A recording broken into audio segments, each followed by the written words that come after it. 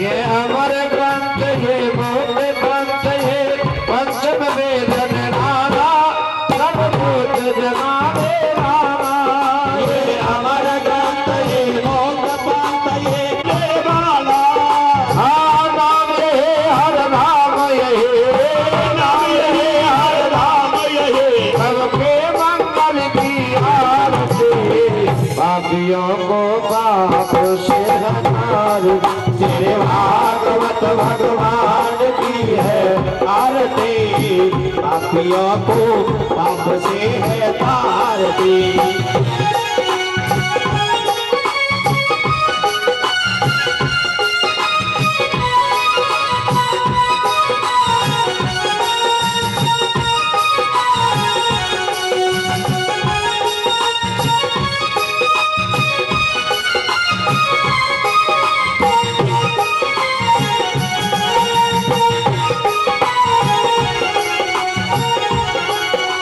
शांत वेद पावन विवेक पापों को मिटाने वाला हर घर से कराने वाला।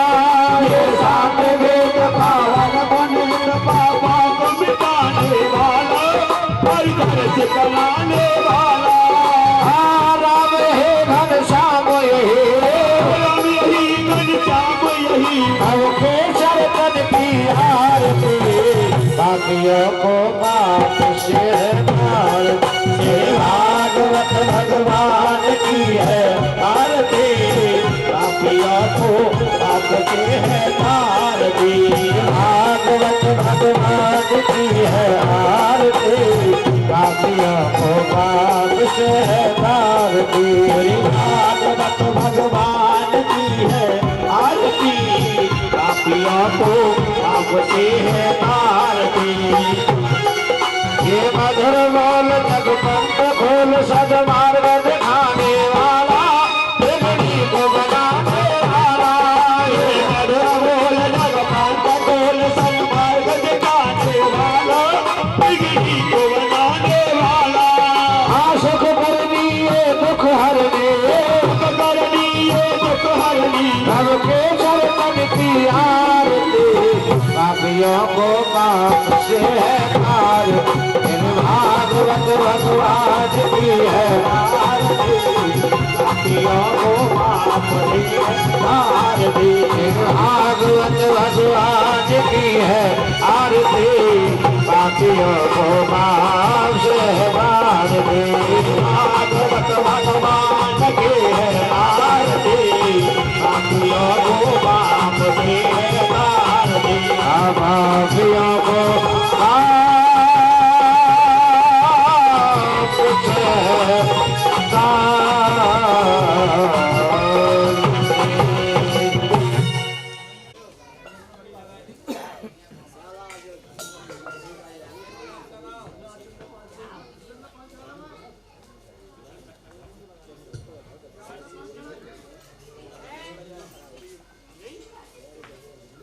नारायण राधे श्री राधे।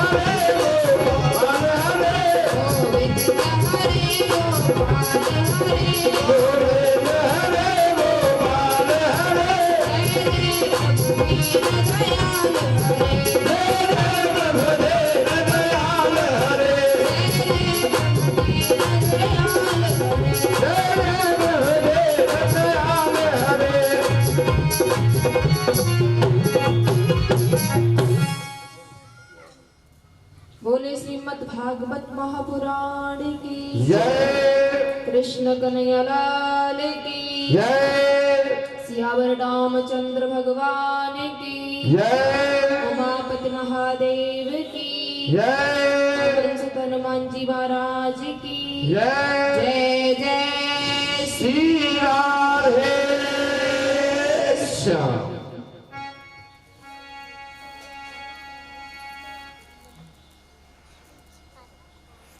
दयालु कृपालु तपनिष्ठ भोलेनाथ जो यहाँ के कण कण में विराजमान है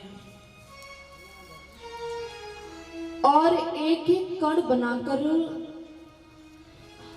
हमें कुछ सिखा रहे हैं। यहाँ के नाद में शिव शंकर है, यहाँ के स्वर में शिव शंकर है, यहाँ के ध्यान में शिव शंकर है और ध्यान के उस एक एक पल में समाहित शिव शंकर है। 9 दिवसीय श्रीमद् भागवत कथा को हम श्रवण पान कर चुके हैं। तो ऐसी प्रार्थना हम बांके बिहारी के चरणों में करेंगे कि हे प्रभु, आपकी कृपा से हम श्रीमद् भागवत महापुराण की कथा को सुन पाए, राधा रानी की कृपा प्राप्त हो सके, प्रेम हृदय में जीवंत हो सके, इसलिए राधा रानी के चरणों में नमन करते हैं। बहुत कुछ सुनना जरूरी नहीं है, लेकिन थोड़े से भी बहुत कुछ निकालना आवश्यक है, क्योंकि यहां बैठे हुए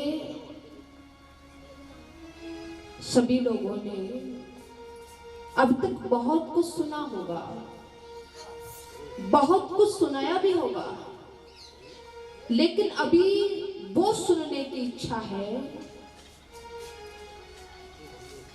जो सुनना चाहिए। अभी तक तृप्त कोई नहीं है, कुछ पाने की इच्छा है, कुछ प्राप्त करने की इच्छा है। तो इस पावन धरा पर आई चुके हैं, तो इन पलों को कुछ ऐसी साधना में, कुछ ऐसे ध्यान में लगाएं जो यहां आना सार्थक हो जाए।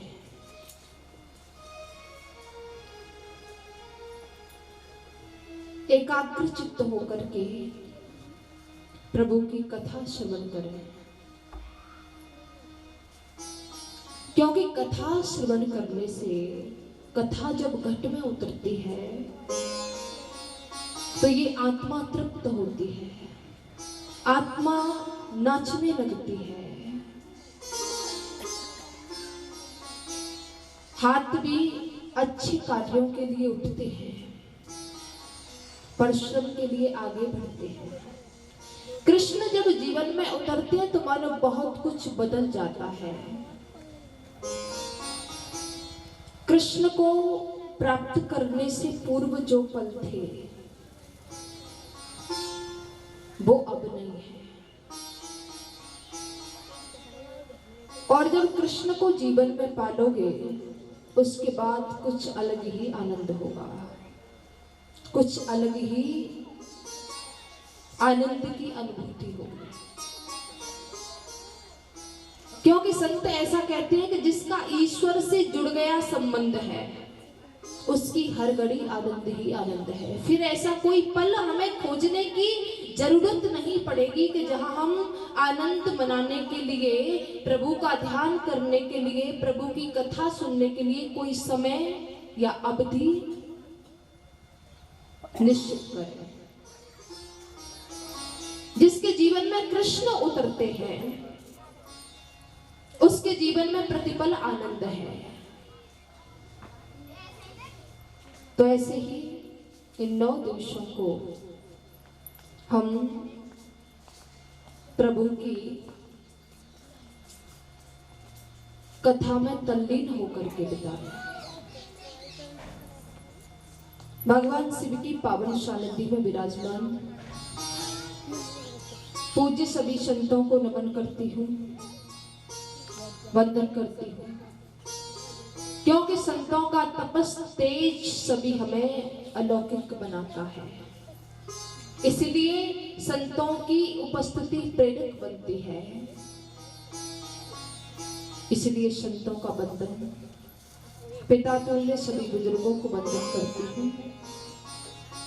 मातृशक्ति आपकी श्रद्धा को, आपके वात्सल्य को, आपके प्रेम को, प्रभु के प्रति उस अगाध अनुराग को मैं नमन करती हूँ।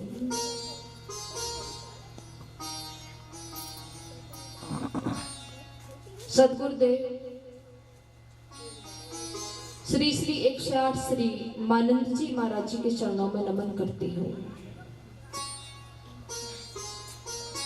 जिनकी कृपा से हमें ऐसा शुभ अवसर प्राप्त हुआ। आज इस पावन धरा पर 11 कुंडी महायज्ञ का आयोजन आरंभ होने के लिए जा रहा है। ये बड़ा ही विशेष महत्वशाली है, क्योंकि ये रुद्र भगवान, रुद्र अवतार हनुमान जी का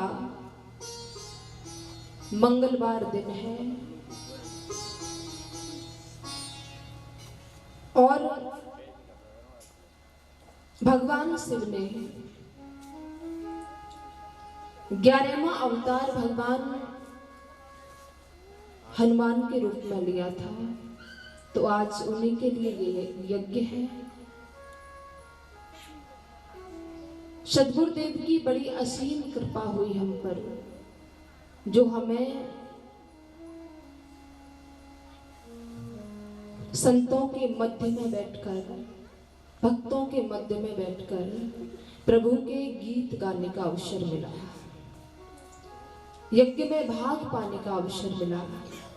इसलिए मैं बार बार उनका वंदन करती हूँ।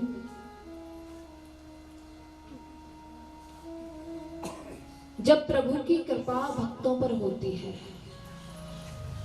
बाकी बिहारी जब कृपा करते हैं, तभी हम अच्छे कार्यों में सम्मिलित हो पाते हैं। और जब तक प्रभु की कृपा नहीं है, तब तक कुछ होने वाला नहीं है। मैंने कई बार देखा है कि कितना भी प्रयास कर ले, जब तक हरि की कृपा नहीं होगी, तब तक श्रेष्ठ अनुष्ठानों में भाग्य पाने का अवसर नहीं मिलता। आज प्रभु की ऐसी असीम कृपा हुई है, जो हमें प्रभु के चारों चरित्रों का चिंतन करने, शमशान भूमि में जाने के बाद जागृत होता है। तो एक बड़ी सुंदर कथा आती है। संत समाज कहते हैं कि बोले, एक बार मृत्यु लोक पर कुछ लोग मरे हुए सबको लेकर के जा रहे थे और बड़े भाव से राम नाम संकीर्तन कर रहे थे। राम नाम सत्य है, राम नाम सत्य है। जब कोई व्यक्ति मर जाता है तो उसे 4 कांधों पर उठाया जाता है और पीछे चलने वाले कीर्तन करते हुए जाते हैं, राम नाम सत्य है। जब ऐसा मधुर कीर्तन भगवान शिव ने सुना, जब ये दृश्य भगवान शिव ने देखा, तो कहा कि प्रभु श्री राम के नाम का ऐसा मधुर कीर्तन, राम का नाम तो है ही सत्य। तो जब ऐसा भाव शिव ने देखा, तो शिव अपने कैलाश पर्वत से आए और उन लोगों के पीछे पीछे चलने लगे जो राम के नाम का कीर्तन कर रहे हैं। राम नाम सत्य है। भगवान शिव स्वयं भी कहते हैं राम नाम सत्य है। लेकिन कदाचित मैं एक बात यहाँ कहूं कि राम जी का नाम सत्य है, सभी जानते हैं, लेकिन यही लाइन यदि आप किसी विवाह में जाकर के बोलोगे तो क्या होगा? बहुत मार पड़ेगी।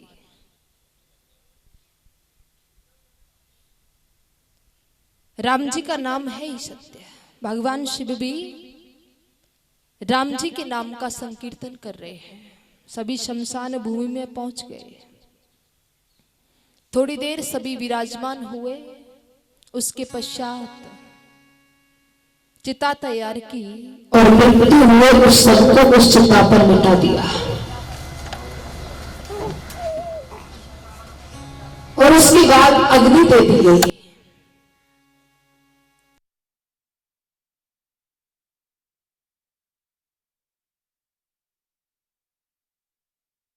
विचार करते हैं कि तब ये शमशान भूमि की ओर आ रहे थे तो बड़ा मधुर कीर्तन कर रहे थे, राम नाम सत्य है, राम नाम सत्य है, और जब जा रहे हैं तो मौन रख रखा है।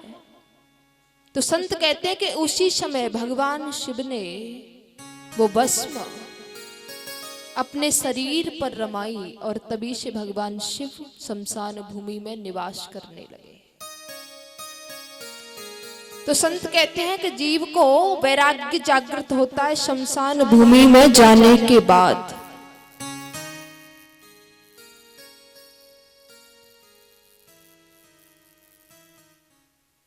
लेकिन वापस आते ही वैराग्य खत्म हो जाता है। एक वृंदावन के बड़े विलक्षण संत थे जिनकी बांके बिहारी के चरणों में अनन्य अनुराग था और वो नित्य प्रतिदिन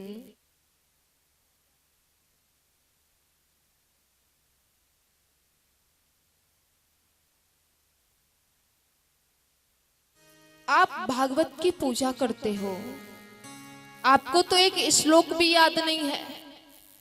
तो संत जी ने कितना सुंदर उत्तर दिया कि मुझे श्लोक की चिंता नहीं है, यदि श्लोक की चिंता करनी है तो तुम करो, मुझे उस लोक की चिंता है, क्योंकि उस लोक में जाकर के बहुत सारे प्रश्न मुझसे होने वाले हैं। मैं श्लोक की चिंता नहीं करता, श्लोक की चिंता करनी है तो तुम करो। ब्रज के संत भाव रखते हैं, कहते हैं कि 100 दिन दूर दिन नाही,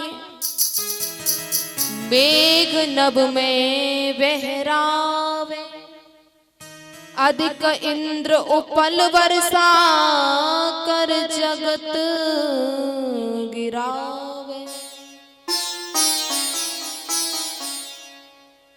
संत कहते हैं कि मनुष्य के जीवन में सबसे बुरा दिन कौन सा है? जिस दिन इंद्र बारिश न करे वह दिन भी बुरा दिन नहीं है। अवश्य प्रभु चिंतन के लिए निकाल। ना काम आएगा ना चांदी आएगी, सज धज कर जिस दिन मौत की सहजादी आएगी, सहजादी आएगी, ना सोना काम आएगा ना चांदी आएगी।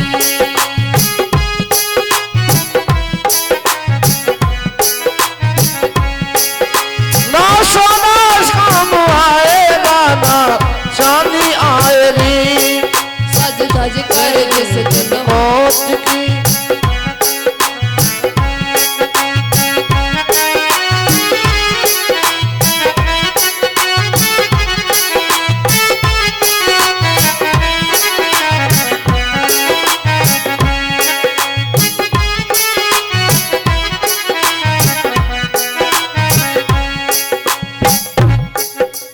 छोटा सा तू इतने बड़े अरमान है तेरे,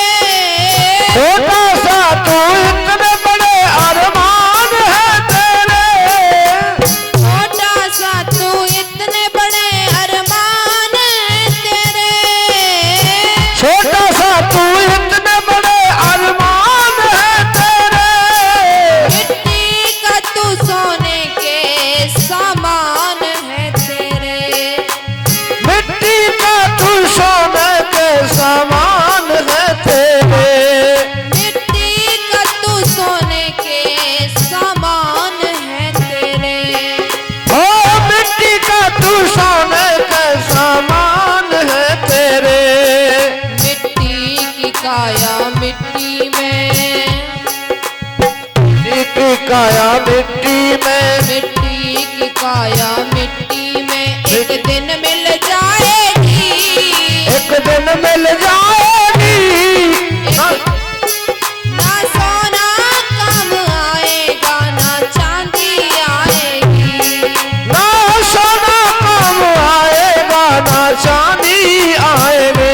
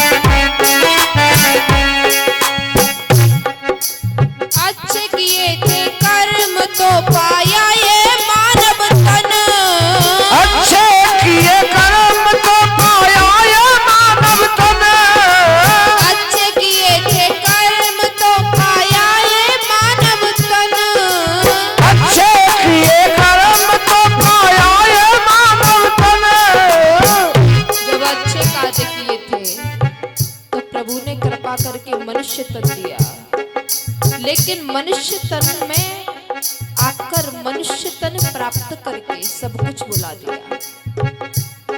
कदाचित आज जीव सबसे ज्यादा किसके पीछे भाग रहा है? दमड़ी के पीछे। ब्लैक मनी हो, व्हाइट मनी हो, कैसा भी हो, कोई फर्क नहीं पड़ता। चमड़ी चली जाए पर दमड़ी नहीं जानी चाहिए। इसलिए संत कहते हैं, अच्छे किए थे कर्म तो पाया ये मानव तन, अच्छे किए कर्म तो पाया ये मानव तन, अच्छे किए थे कर्म तो पाया ये मानव तन, अच्छे किए कर्म तो पाया ये मानव तन, पापों किए नैया तुझे, पापों की नैया ये तुझे एक दिन डुबाएगी, एक दिन डुबाएगी।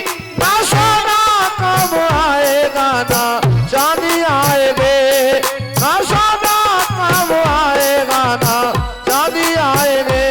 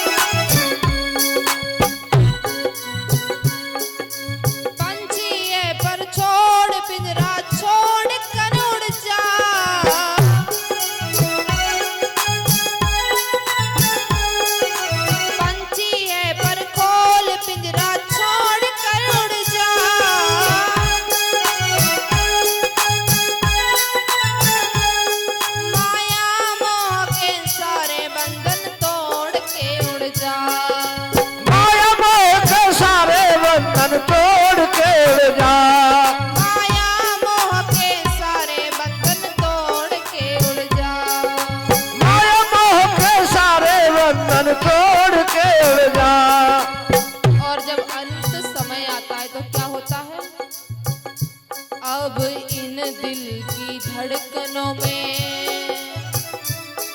अब इन दिल की धड़कनों में मौत गुनगुनाएगी, गुनगुनाएगी। ना सोना काम आएगा ना चांदी आएगी। ना सोना कम आएगा ना चांदी आएगी।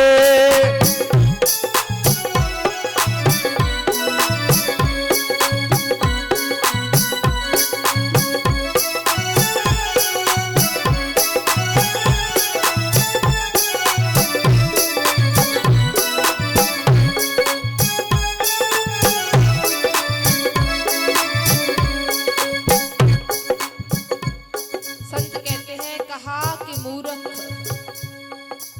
काम आएंगे हीरे न मोती, लेकिन याद रखना कफन में जेब नहीं होती।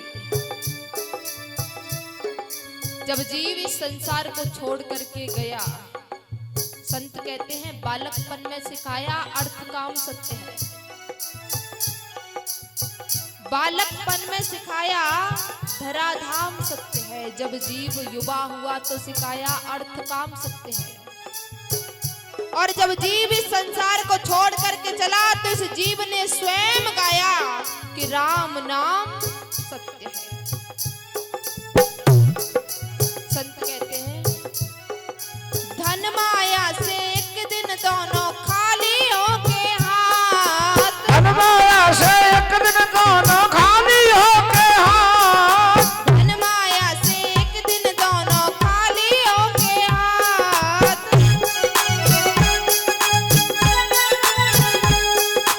अंत समय भगवान का ही भजन चलेगा साथ। अंत समय भगवान का भजन चलेगा साथ। अंत समय भगवान का ही भजन चलेगा साथ। ओ अंत समय भगवान का भजन चलेगा साथ। सद्गुरुदेव की वाणी ओ श्री गुरुदेव के बारे हो। सद्गुरुदेव की वाणी तुझे याद आएगी। याद आएगी। ना सोना कम आएगा ना चांदी आएगी। हो ना सोना कम आएगा ना चांदी आएगी। ना सोना कम आएगा ना चांदी आएगी। ना सोना कम आएगा ना चांदी आएगी। सज धज कर जिस दिन मौत की शहजादी आएगी। शहजादी आएगी। शहजादी आएगी। शहजादी आएगी। ना सोना कम आएगा ना चांदी आएगी। ना सोना कम आएगा ना चांदी आएगी। ना सोना कम आएगा ना चांदी आएगी। ना सोना कम आएगा ना चांदी आएगी। ना सोना कम आएगा ना चांदी आएगी। ना सोना कम आएगा ना चांदी आएगी। बोले कृष्ण कन्हैया लाल की। श्रीमद् भागवत महापुराण की जय जय श्री राम।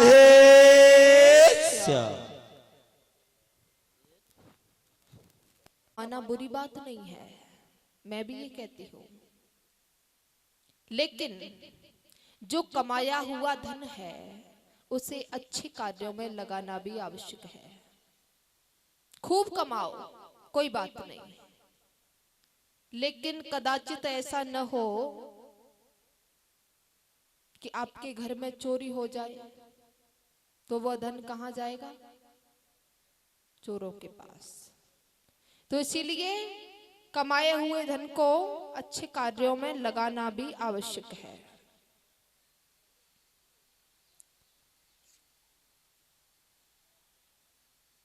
आइए श्री ठाकुर जी का वंदन किया गया, हम ठाकुर जी को वंदन करते हैं। सच्चिदानंद रूपाय विश्वोत्पत्त्यादि हेतवे तापत्रय विनाशाय श्री कृष्णाय वयं नमः। सच्चिदानंद स्वरूप भगवान श्री हरि के चरणों में हम नमन करते हैं, जो आनंद स्वरूप है, जो कल्याण के सागर है। जो सभी पर कृपा वर्षाते हैं। उनकी कृपा दृष्टि से जिस जगत की रचना होती है, फिर पोषण होता है, और उसी के बाद फिर वही प्रभु इसका संहार भी करते हैं। और जब जब दुष्ट बढ़ते हैं, जब जब आतंक बढ़ता है पृथ्वी पर, तो वही प्रभु नाना प्रकार के स्वरूपों में अवतरित होकर के दुष्टों का दमन करते हैं, भक्तों का सृजन करते हैं।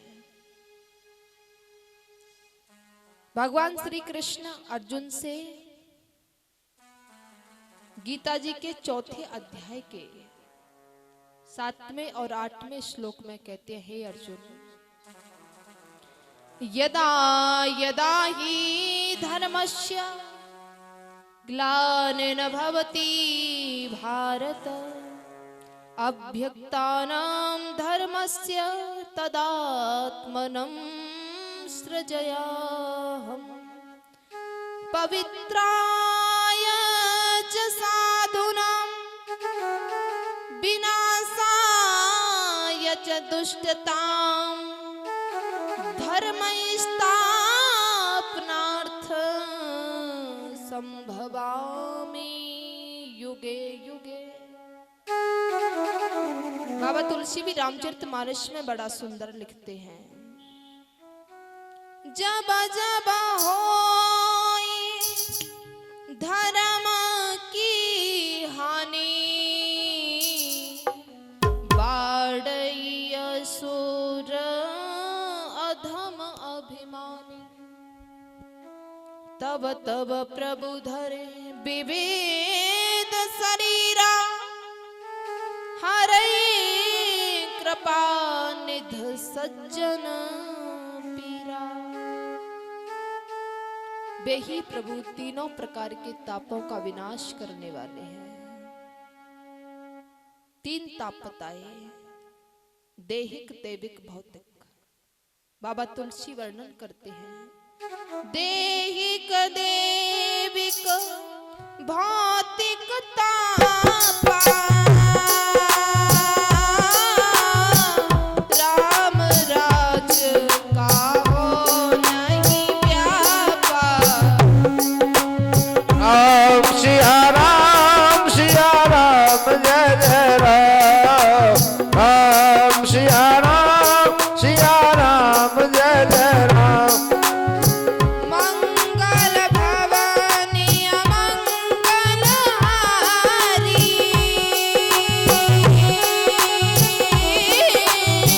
द्रवहु सुदशरथ अजीर बिहारी। राम सिया राम जय जय राम, राम सिया राम जय जय राम। दैहिक, दैविक, भौतिक ताप। दैहिक ताप कहते हैं यानी व्यक्ति बीमार पड़ना, बुखार आना। तो उस ताप से बचने का एकमात्र उपाय यह है कि किसी वैद्य के द्वारा उचित उपचार ले। दूसरा दैविक ताप, जो देवताओं के द्वारा दिया गया ताप है, उस ताप से बचने का एक ही उपाय है कि आप ज्यादा से ज्यादा हरि संकीर्तन करें, प्रभु के नाम का कीर्तन करें। श्री राम के दास। आज किसी की काया में इतने रोग हैं क्योंकि जब तक काया शुद्ध नहीं होगी तो व्यक्ति करेगा क्या।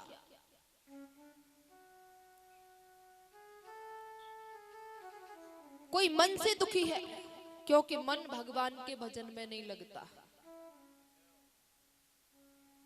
और सच कहूं तो मुझे तो जो प्रभु के भक्त हैं उनसे ज्यादा प्रसन्न कोई नजर नहीं आता। तो इसलिए हमें क्या करना चाहिए, हमें भी प्रभु का दास बन जाना चाहिए। जो राम जी के दास हैं, जो कृष्ण बिहारी के सेवक हैं, उनके जीवन में परम आनंद है। उन्हें कभी कोई दुख नहीं सताता। कबीरदास जी वर्णन करते हैं, कबीरा सब जग निर्धना और धनवंता नहीं कोई, धनवंता सोई जानिए जाको राम नाम धन होए। जगत के अंदर धनवान वही है जिसके पास राम नाम रूपी धन है, क्योंकि राम नाम रूपी धन एक ऐसा है जिसे चोर चोरी नहीं कर सकते, जिसे चुरा नहीं सकते। वही धन मीरा के पास भी था, राम नाम रूपी धन।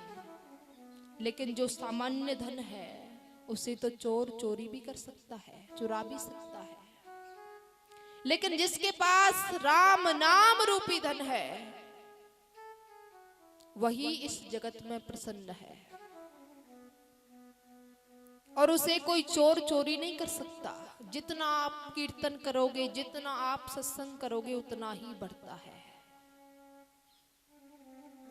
क्योंकि मीरा जी इस बात को कहती हैं कि पायो जी मैंने राम रतन धन पायो, वस्तु अमोलक दी मेरे सतगुरु, कृपा कर अपनायो।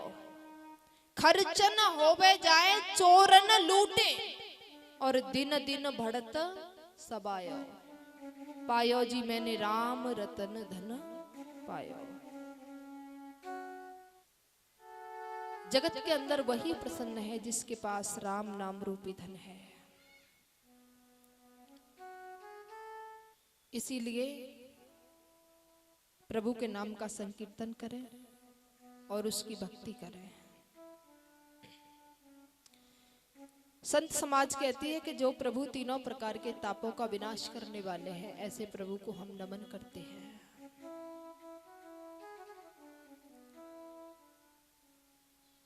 सुखदेव जी को नमन करते हैं।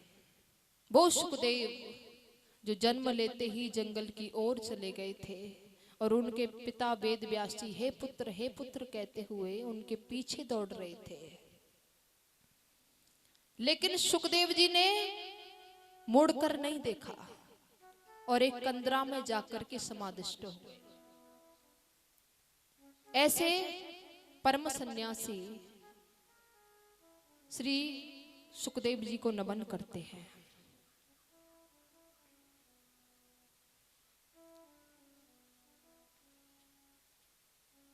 कथा कहने का जो परम एकांत स्थान जो होता है, जहां 88,000 ऋषियों ने बैठ करके प्रभु की उस पावन कथा को सुना, उस स्थान का नाम है नैमिषारण्य क्षेत्र, जहां पुराणों की विद्या को गाया गया, श्रवण किया गया। एक बार नैमिषारण्य क्षेत्र में 88,000 ऋषियों का समागम हुआ। तमाम संत मंडली इकट्ठा हुई और उन्हीं के मध्य में आज श्री सूत जी महाराज का आगमन हुआ। बोले सूत जी महाराज की जय। सूत जी महाराज का जब आगमन हुआ तो सभी संत अपने स्थान से खड़े हुए, सुखदेव जी का वंदन किया और उन्हें उच्च स्थान देकर के विराजमान किया। सूत जी महाराज कहते हैं कि हे ऋषियों, मेरी आयु तुमसे बहुत कम है, लेकिन फिर भी तुम मेरा इतना सम्मान क्यों कर रहे हो? कारण क्या है? संत खड़े हुए और खड़े होकर के कहा कि महाराज, कोई उम्र में बड़ा होता है, कोई बल में बड़ा होता है, लेकिन जो ज्ञान में बड़े होते हैं वो सबसे बड़े होते हैं।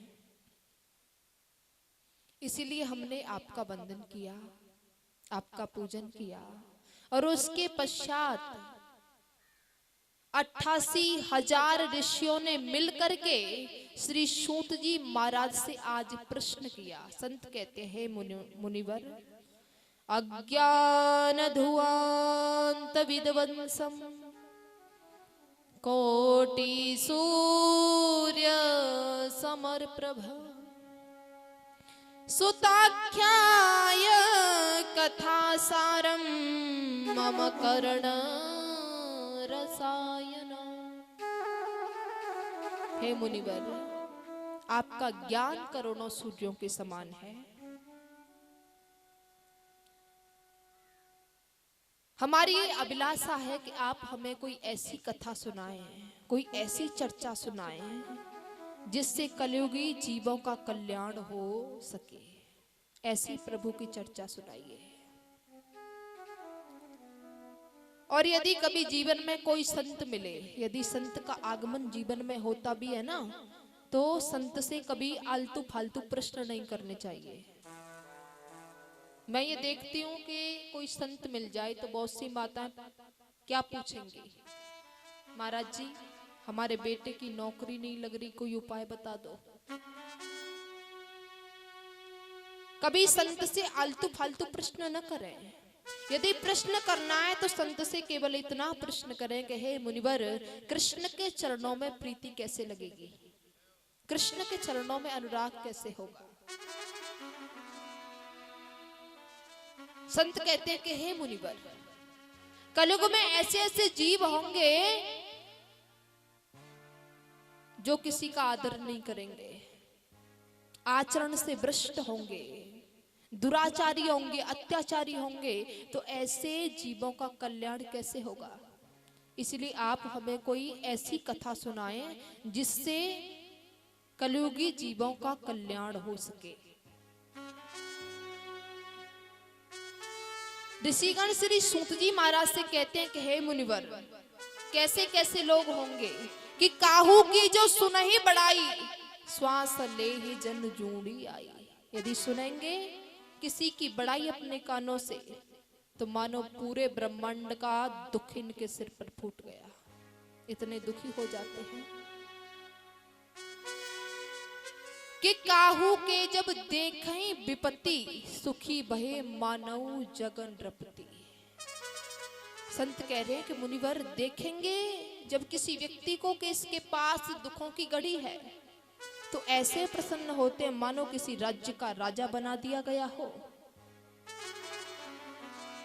संत कहते हैं कि मुनिवर, झूठ ही लेना झूठ ही देना और झूठ ही भोजन झूठ चबैना। माने मात पिता नहीं देवा और साधु न सम करबा में सेवा। संत कहते हैं कि मुनिवर, झूठ ही लेना झूठ ही देना, झूठ ही भोजन झूठ चबैना। जब तक दिन में 2-4 झूठ नहीं बोल लेंगे तब तक उनका भोजन हजम नहीं होता। तो ऐसी कोई कृपा करके कोई उपाय बताइए जिससे उनका कल्याण हो सके। माता पिता की सेवा नहीं करेंगे, संतों के समान स्वयं की सेवा कराएंगे तो ऐसे मनुष्यों का कल्याण कैसे संभव होगा। सूत जी महाराज ने ये प्रश्न सुने, बड़े गदगद हुए। कहा कि तुमने लोक मंगलकारी प्रश्न किए हैं। सूत जी महाराज कहते हैं कि सतयुग, त्रेता, द्वापर में भगवान की प्राप्ति कैसे होती थी। मनुष्य तप करते थे, जप करते थे, साधना करते थे, तब जाके ईश्वर का दीदार होता था, तब जीव उन्हें प्राप्त करता था। बाबा तुलसी बड़ा ही सुंदर वर्णन करते हैं। कृत जुग सब जोगी विज्ञानी, कर हरि ध्यान तरहि भव प्राणी।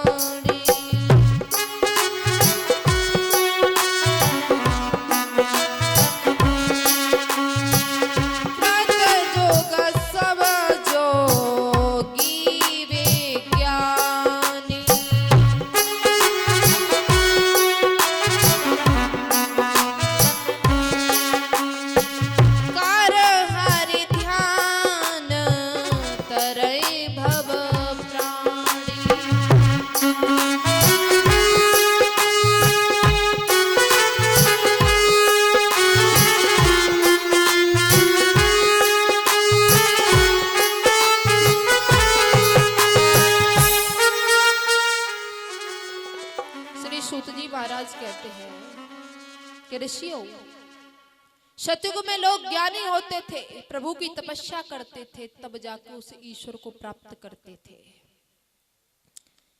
लेकिन त्रेता आया। त्रेता में क्या करते थे, कैसे प्रभु का साक्षात्कार होता था? त्रेता विवेद ज्ञान नरकर,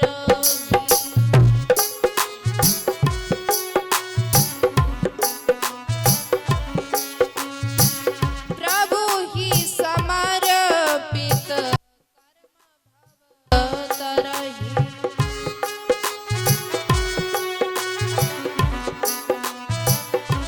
त्रेता में यज्ञ होते थे, हवन होते थे, तब जाके प्रभु का दीदार होता था। द्वापर में, द्वापर कर रघुपति पद पूजा,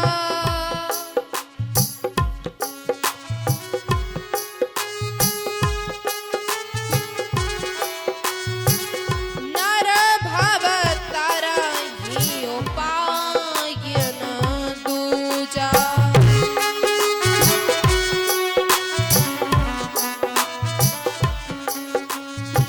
द्वापर में प्रभु के चरणों का ध्यान करते थे, लेकिन कलयुग आया। कलयुग का वर्णन सुनिए। कलयुग भी जीवों में इतना सामर्थ्य नहीं है कि वो प्रभु का ध्यान करें या प्रभु की तपस्या करें या उसे तपस्या के द्वारा प्राप्त कर ले। क्योंकि गोस्वामी तुलसीदास जी कहते हैं, कलयुग के बल हरि गुण गाहा, कलयुग के बले भय गुण गाहा, गावत नर पावै भव थाहा। पावत नर पावै नर भावा, कलयुग के बल नाम धारा, कलयुग के बले नाम आधारा, सुमेरे सुमेरे नर उतरहि पारा। सवेरे सवेरे नर उतरे हो पारा, कलयुग केवल नाम आधारा, सुमिर सुमिर नर उतरे हो पारा।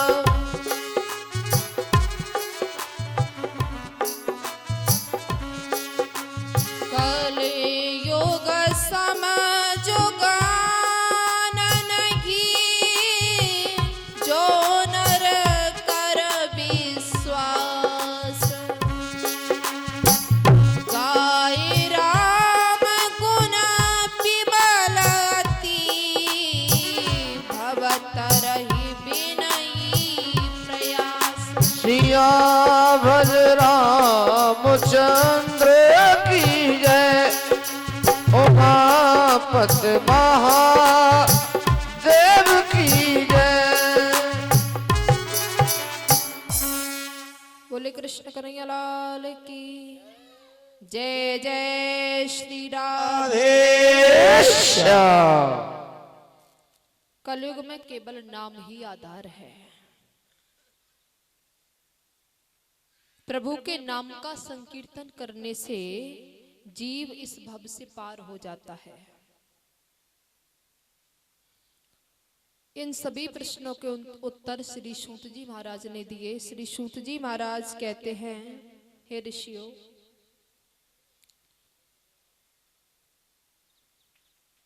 ये भागवत कथा जीव जब भी श्रवण करता है तो भागवत कथा श्रवण करने के पश्चात उसके जीवन में परिवर्तन अवश्य आना चाहिए। सप्ताह विधि की कथा भी श्रवण कराते हैं। कहते हैं कि एक बार सनकादि कुमारों की मुलाकात नारद जी से हुई। नारद जी को व्यग्रचित देखा तो नारद जी से प्रश्न किया। सनकादि कुमारों ने कहा कि मुनिवर, आप इतने दुखी क्यों हैं? कदाचित ऐसा मालूम पड़ता है कि आप किसी दुविधा में हैं। ऐसा क्यों? नारद जी कहते हैं कि हे ऋषियों, मैं सर्वोत्तम लोक जानकर पृथ्वी पर भ्रमण करने के लिए गया। बहुत जगह मैंने भ्रमण किया, काशी गया, प्रयाग गया, गोदावरी गया, हरिक्षेत्र गया, कुरुक्षेत्र गया, सभी जगह मैं गया, बड़े बड़े आश्रमों में गया, लेकिन मेरे मन को कहीं शांति नहीं मिली। मेरा मन कहीं शांत नहीं हुआ। मैंने पृथ्वी लोक पर देखा कि मनुष्य यदि कोई श्रेष्ठ कार्य करे तो 100 बार गाता है, और यदि कोई गलत कार्य हो जाए तो कहता है कि प्रभु की ऐसी इच्छा थी इसीलिए हो गया। अच्छा कार्य करे तो 100 बार गाता है। कलयुग में लोगों की मति मारी गई है, इसीलिए मैं बहुत दुखी हूं। लेकिन मैंने एक आश्चर्यजनक करने वाली घटना देखी है। सनत कुमार जी कहते हैं, क्या देखी है नारद जी, बताइए। कि जब मैं घूमते घूमते श्री वृंदावन धाम में गया तो वहां जाकर के मैंने देखा कि एक युवती स्त्री है, उसके पास 2 वृद्ध पुरुष पड़े हुए हैं। वो जोर जोर से रुदन कर रही है, विलाप कर रही है। मैंने पूछा कि देवी आप कौन हो?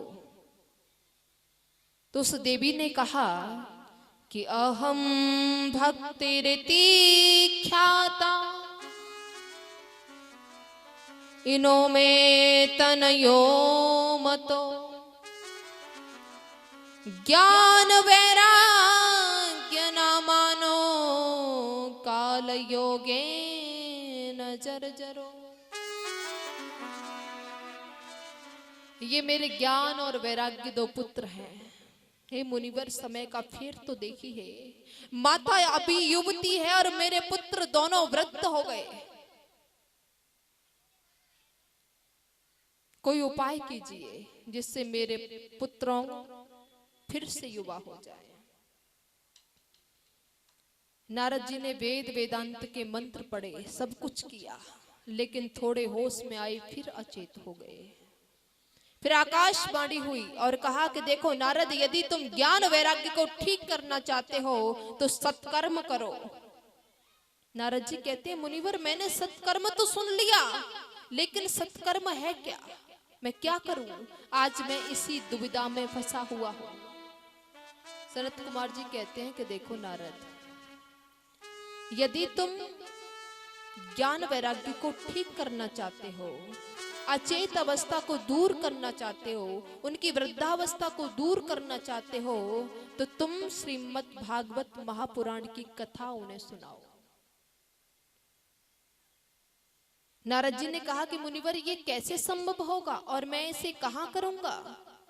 सनत कुमार जी ने कहा कि देखो हरिद्वार में एक सुंदर सा घाट है, आनंद घाट, और वहां जाकर के आप श्रीमद् भागवत महापुराण का अनुष्ठान कीजिए। और आज नारद जी ऋषियों के साथ हरिद्वार में आए, आनंद घाट पर श्रीमद् भागवत महापुराण का आयोजन किया। जैसे ही सुना तो चारों ओर से संत आने लगे, भृगु वशिष्ठ गौतम तमाम संत आए। और आज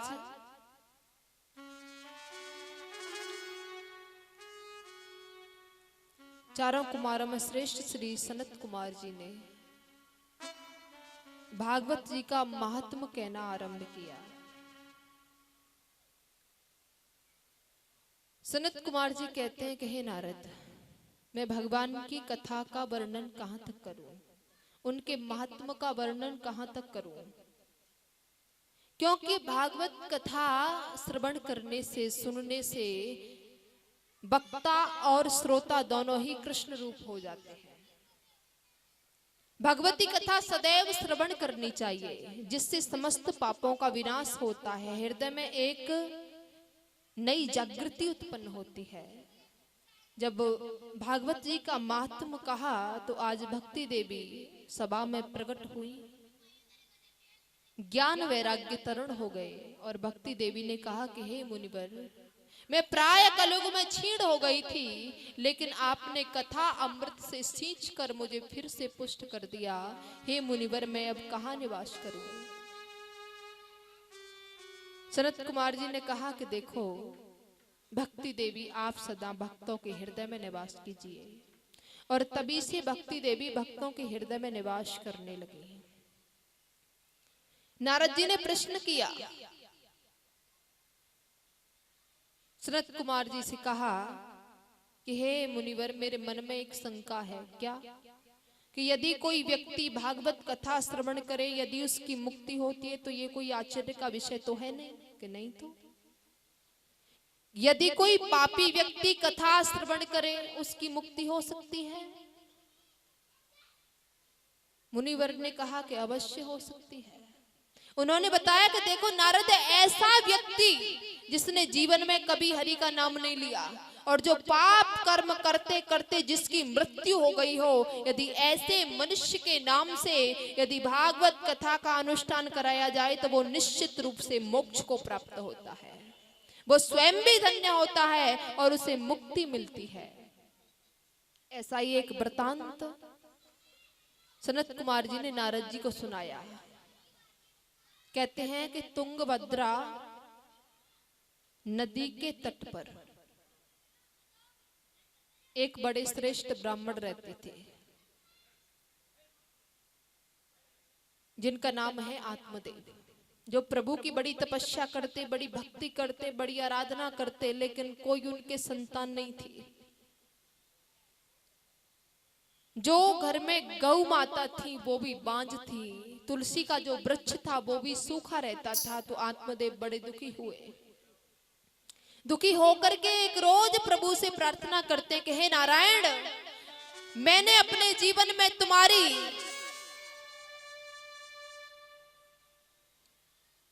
निष्काम भक्ति की, मैंने कभी कोई याचना नहीं की तुमसे, लेकिन प्रभु मेरे ही जीवन में ऐसा दुख क्यों? मुझे ही पुत्र नहीं है, ऐसा क्यों? एक दिन ऐसा विचार कर आत्मदेव वन में चले गए। वहां से एक संत जी का आगमन हुआ। संत जी ने देखा बड़ा ही तेजस्वी ब्राह्मण जान पड़ता है। कहा कि तुम यहाँ क्या कर रहे हो? आत्मदेव कहते हैं कि मुनिवर, मेरे कोई संतान नहीं है, मुझे कोई पुत्र नहीं है, इसलिए मुझे एक पुत्र की अभिलाषा है। संत कहते हैं कि देखो पुत्र नहीं है तो कोई बात नहीं है, 4-6 महीने रो लोगे, लेकिन पुत्र होने के बाद यदि कुपात्र निकल आया तो जीवन पर्यंत रोना पड़ेगा। इसीलिए नारायण को पुत्र मान लो। आत्मदेव कहते हैं कि नहीं मुनिवर, मुझे तो एक पुत्र की अभिलाषा है, और यदि आपने मुझे पुत्र प्राप्ति का आशीर्वाद नहीं दिया तो मैं यही प्राण त्याग दूंगा। जब ऐसा सुना ऋषि ने तो मन में दया आ गई। एक फल दिया, कहा कि जाकर के इसे अपनी पत्नी को खिला देना, तुम्हारे घर में सुंदर संतान का जन्म होगा। आत्मदेव आए, इनकी पत्नी है धुंधली देवी। धुंधली को लाकर के फल दिया और कहा कि देखो देवी, आप इस फल को ग्रहण कर लेना, फल को ग्रहण करने से आप गर्भिणी हो जाओगी। संत ने कहा है कि हमारे घर में सुंदर संतान का जन्म होगा। अब धुंधली ने वो फल हाथ में लिया, आंगन में बैठी है और सोच रही है कि क्या मैं इस फल को खाऊं या ना खाऊं। यदि मैंने ये फल खा लिया तो मैं गर्भिणी हो जाऊंगी, और यदि मैंने गर्भ धारण कर लिया और यदि गर्भ टेढ़ा हो गया तो मेरी मृत्यु हो सकती है। गर्भ धारण करने के बाद यदि गांव में चोर आ गए तो मैं तो वैसे ही मर जाऊंगी, और मेरी ननद आएगी और सारा माल समेट कर ले जाएगी। इसने बड़े बुरे विचार करके वो फल नहीं खाया। एक दिन इसकी बहन इसके घर आई, इसने पूरा वृतांत अपनी बहन को सुनाया। बहन ने कहा कि देख, तू चिंता न कर, मेरे गर्भ है, मैं तुझे अपने बच्चे को दे दूंगी, लेकिन तू अपने पति से मेरे पति को धन दिलवा देना, जिससे वो बच्चा देने में संकोच नहीं करेंगे। परीक्षा के लिए ये फल गौ को खिला दे। धुंधली ने स्त्री स्वभाव से वैसा ही किया, वह फल गौ माता को खिला दिया। समय आया और इसकी बहन के यहाँ पुत्र हुआ। इसने उस पुत्र को लाकर के अपनी बहन को दिया। धुंधली ने आत्मदेव से कहा कि देखो, हमारे घर में पुत्र का जन्म हुआ है और आज आत्मदेव बड़े ही प्रसन्न हैं। कहते हैं कि संतों का दिया गया फल कभी व्यर्थ नहीं जाता। आज बार बार संतों का धन्यवाद करते हैं, यज्ञ करते हैं, हवन करते हैं। और इधर तो खुशियां हुई थी, उधर भी गौ माता के गौकर्ण महाराज हुए। ये धुंधली के संसर्ग में था तो इसका नाम धुंधकारी पड़ा, और वो गौ के संसर्ग में था तो उनका नाम गौकर्ण पड़ा। बच्चा जैसे जैसे संसर्ग में रहता है उसका प्रभाव वैसा ही बनता चला जाता है।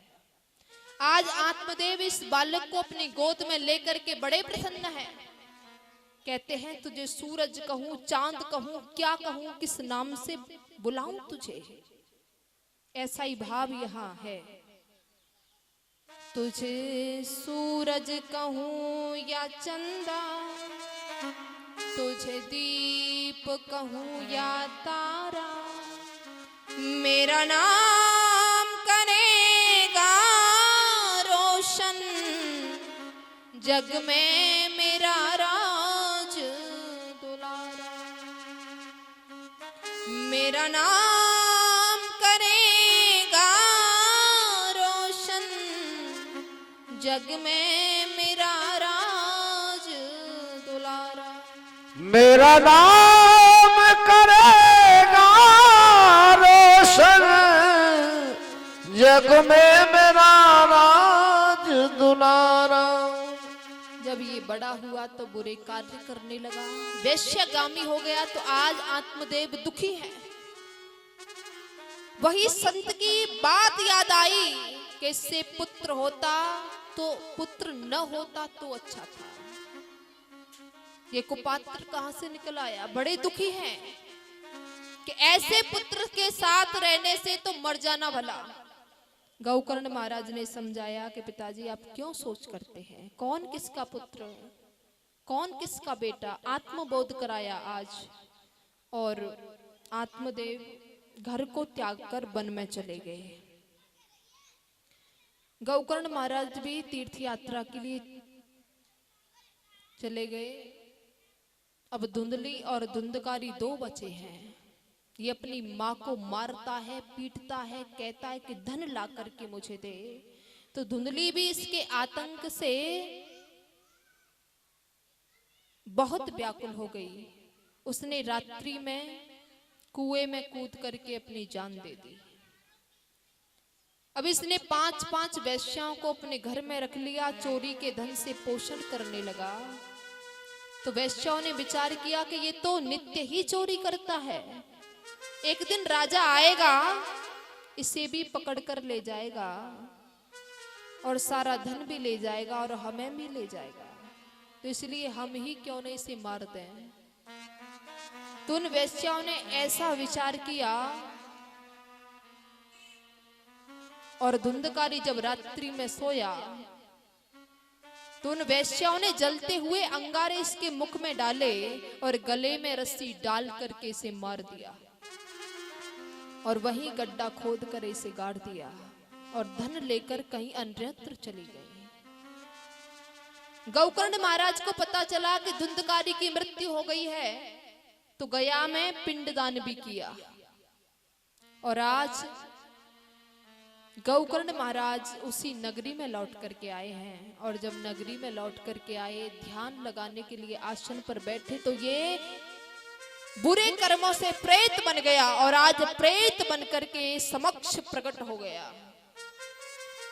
उच्च स्वर करके रोने लगा, रुदन करने लगा।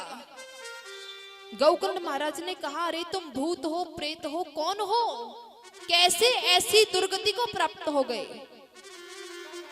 गौकर्ण महाराज ने कुछ जल के छींटे इस पर मारे, जिसे इसे बोलने की शक्ति प्राप्त हुई। इसने कहा कि भ्राता, मैं तुम्हारा ही भाई हूं, मैं अपने बुरे कर्मों की वजह से प्रेत बन गया हूं। हे भैया, मेरी मुक्ति का कोई उपाय ढूंढिए। मैं बहुत प्यासा हूं, मुझे जल पिलाइए, क्योंकि मैं स्वयं जल नहीं पी सकता। मेरे मुख का छिद्र सुई की नोक के बराबर है, मैं आपके द्वारा दिया गया जल ही पी सकता हूं। ये उच्च स्वर से रोने लगा, रुदन करने लगा। तो गौकर्ण महाराज कहते हैं कि भैया, मैंने तुम्हारे नाम से गया में श्राद्ध भी किया था, फिर तुम मुक्त क्यों नहीं हुए, कारण क्या है? धुंधकारी कहता है, भैया गया में एक क्या, यदि आप 100 श्राद्ध भी कर दोगे तो भी मुझ जैसे पापी की मुक्ति नहीं हो सकती। मैं ऐसा पापी हूं, मेरी मुक्ति का कोई उपाय ढूंढो, मैं बड़े कष्ट में हूं मेरे भैया। तो गौकर्ण महाराज ने कहा कि अभी तुम अपने स्थान पर जाओ, मैं कोई उपाय अवश्य ढूंढूंगा। गौकर्ण महाराज पूरी रात्रि सोए नहीं, इसी विषय पर चिंतन करते रहे कि आखिर मैं धुंधकारी की मुक्ति कैसे करूं। प्रातः हुआ, बड़े बड़े संतों से सलाह ली, कोई समाधान नहीं बता पाया। फिर सूर्य देव का आह्वान किया। सूर्य देव ने कहा कि देखो गौकर्ण, यदि तुम धुंधकारी की मुक्ति करना चाहते हो तो उसे श्रीमद् भागवत महापुराण की कथा सुनाओ। गौकर्ण महाराज ने भागवत महापुराण का अनुष्ठान किया और वहीं एक 7 पोरियों का बांस गाड़ दिया। ये धुंधकारी प्रेत बना हुआ उस बांस में आकर के बैठ गया। पहले दिन की कथा का विश्राम जब हुआ तो एक पोरी बांस की चटक गई, गांठ जो होती है वो चटक गई। दूसरे दिन दूसरी, तीसरे दिन तीसरी, चौथे दिन चौथी और 5वें दिन 5वीं, 6वें दिन 6वीं और 7वें दिन जब कथा का विश्राम हुआ तो पूरा बांस चटक गया और उसमें से एक दिव्य पुरुष निकला और उसके लिए स्वर्ग से विमान आया और धुंधकारी ने उस विमान पर अपना पैर रखा और स्वर्ग को चला गया, उसकी मुक्ति हो गई। इसलिए ये हम जीवन भर माया मोह के जंजाल में पड़े रहते हैं, लेकिन कभी आशा को, तृष्णा को मारने की कोशिश नहीं करते। कारण क्या है? संत कबीर जी कहते हैं कि माया मरी न मन मरा, मर मर गए शरीर और आशा तृष्णा ना मरे, कह गए संत कबीर। धीरे धीरे रे मना, धीरे सब कुछ होए, माली सींचे सौगड़ा, ऋतु आए फल होए। कि माला फिरत जुग बया, फिरान मन का फेर और आशा तृष्णा ना मरी, कह गए संत कबीर।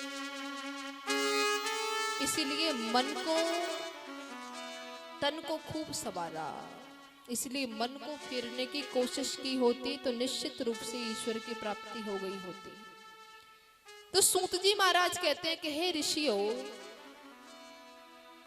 मनुष्य जीवित होने पर ही नहीं अपितु बुरे कर्म करते करते उसकी मृत्यु भी हो जाए और उसके नाम से यदि भागवत कथा कराई जाए तो निश्चित रूप से उसे मुक्ति मिलती है। आज की कथा का विश्राम यही है, कल की कथा बड़ी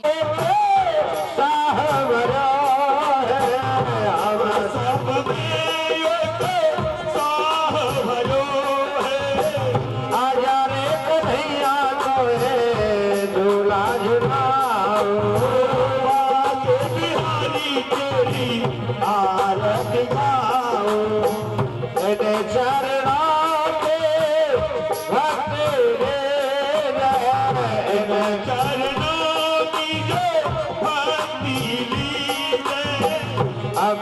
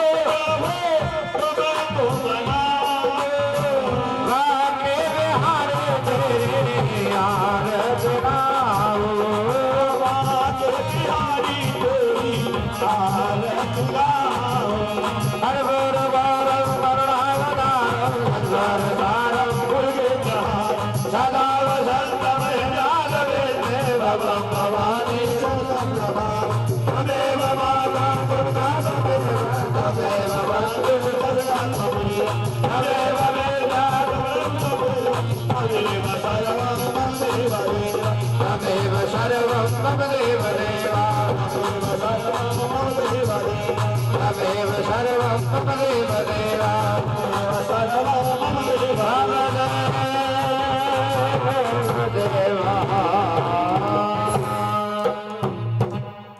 पुष्पांजलि के लिए आते हैं।